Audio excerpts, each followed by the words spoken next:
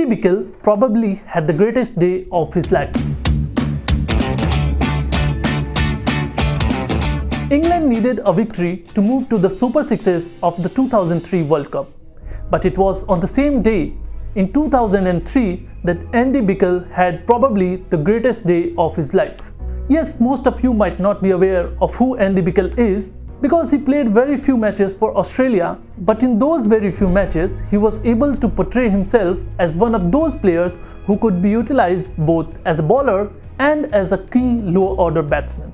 In the Australian team of the early 2000s, Andy Bichel was probably not the greatest. He was not in the same league as Brett Lee or Glenn McGrath, but he was a utility player. A player who would run in and resonate, producing performances at the grandest of the stages. And he did the same at the afternoon of 2nd of March 2003 in Port Elizabeth, South Africa. Firstly, he ran havoc with the ball, and then with the willow, he was able to save a match for Australia. Not only did he save a match, but he threw England out of the World Cup. England, the rivals of Australia. England needed a victory to move to the Super 6 stages of the 2003 World Cup, and they started in a promising manner with a promising start from Marcus Trescothick and Nick Knight. After the 9 overs, Australian captain Ricky Ponting asserted the situation and called upon Andy Bichel. Probably nobody knew that it would turn out to be the greatest match of Andy Bichel's career. He came and he conquered. He came in and removed Nick Knight of the 5th delivery of his first over. Then came the wickets of Nasir Hussain and Michael Bevan. Marcus Trescothick, who was on the other end, could not resist but offer his wicket as well. From 66 without any loss in the 9th over, England was suddenly reduced to 77 for 4. All thanks to Andy Bichel. But that was not all. England resurrected with the partnership of Andrew Flintoff and wicketkeeper batsman Alex Stewart. Both of them built together a partnership and got into their 40s respectively. Andy Bichel, who was rested after a very good spell of 6 overs, 12 runs and 4 wickets, was called in again. In the 40th over of the innings, Bichel turned on his magic again. In his second spell, Bichel picked up 3 wickets and stopped the England innings at 205 for 8. Well, 205, and you would think Australia of the 2003 would chase it easy. But Andy Caddick had different ideas. Caddick put on a brilliant show, picking up 4 wickets, removing 4 of the major batsmen of Australian team. Firstly, he took out Hayden, then Gilchrist, and then came Damien Martyn. Ricky Ponting, the captain of the Australian team, tried to survive the onslaught from Andy Caddick, but it was to no avail, and thus Andy Caddick picked up 4 wickets in his first spell. With the figures of 5 overs, 19 runs and 4 wickets, Andy Caddick had reduced Australia to 48 for 4. Then Darren Lehmann and Michael Bevan put up a partnership of 63 runs in 20 overs. The Australian scorecard read 111 for 4 when suddenly Darren Lehmann was picked up by Craig White.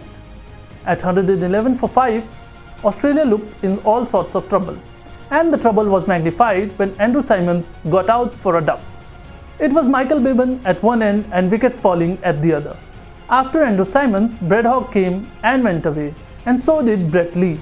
At 135 for 8, Australia was looking at a defeat at the hands of its arch rivals England. But as the saying goes, when it's your day, it's your day, and the 2nd of March 2003 was a day for Andy Bichel. While he bowled a magical spell by picking up 7 wickets for just 22 runs, Andy Bichel would turn out to be the saviour for Australia with the bat as well. Bevan and Bichel put on a partnership which was based on singles and a few fours in between. The partnership moved along till the equation reached 17 from 2 overs. 17 runs were required from 2 overs, and 2 of England's best bowlers, Andy Caddick and Andrew Flintoff, had 1 over each remaining. But the English captain Nasir Hussain seemed to have different ideas.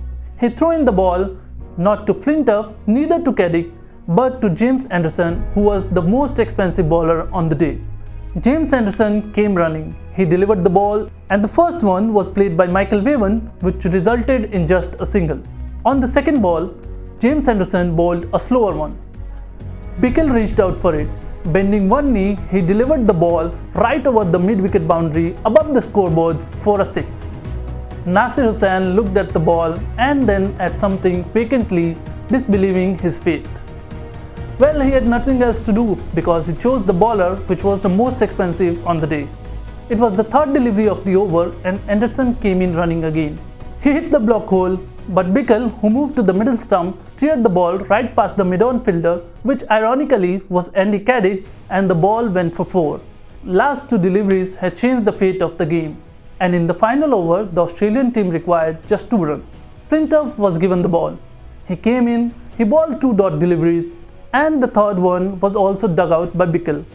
That ball travelled at its leisure pace to Michael Bevan at mid-on, but surprisingly, Vaughan let it go through his legs. Flintoff had his hands on his waist. Well, what else can a bowler do? Flintoff had given it all in the match, but it was not his day. It was the day of Andy Bichel, and with that shot, he had tied the match for Australia. It was fitting that Michael Bevan, who stood with almost all the batsmen, hit the winning runs for Australia. The last pair has put on 73 runs in just 12 overs and made Australia the victors. Nasir Hussain and Alex Stewart, both of whom would not play another match for England, were sitting in disbelief on the ground.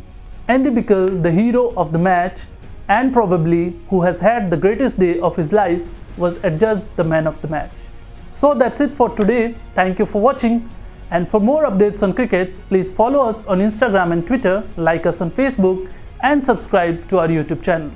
This is your host Abhishek Singh saying goodbye on behalf of our whole team. Thank you for watching.